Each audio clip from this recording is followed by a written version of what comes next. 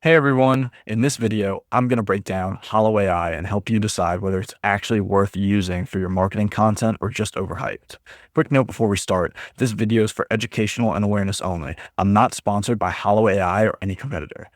Holo AI is marketed as an AI assistant that can learn your brand voice and then generate things like ads, social media posts, and emails for you. You give it your website or brand info and it uses that to match your tone and audience so you're not starting from a blank page every time. In terms of what it actually does well, a lot of users say the outputs feel closer to human writing than some basic generic AI tools. It's especially useful for short form content like social posts, email subject lines, and ad copy. If you're running a small business or doing all your own marketing, it can feel like having a junior copywriter who drafts things quickly so you just edit and approve instead of writing from scratch. The downside is costs. The lower tier plans aren't exactly cheap, so this isn't a grab it, just a test fun tool for most people. You really need to be using it regularly for campaigns, social posts, or emails to get your money's worth.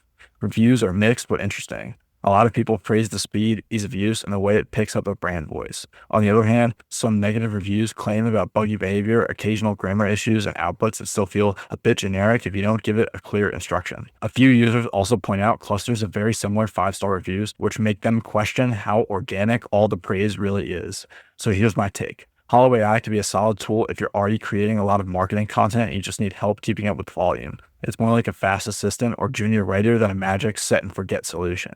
You'll still need to tweak, fact check, and guide it if you want consistently strong results. If you're on a tight budget or only post occasionally, the price might not make sense, but if you're drowning in daily content tasks, it could save you a lot of time. If you like this video, give it a like and don't forget to subscribe to Howard's How-Tos for more simple tutorials just like this.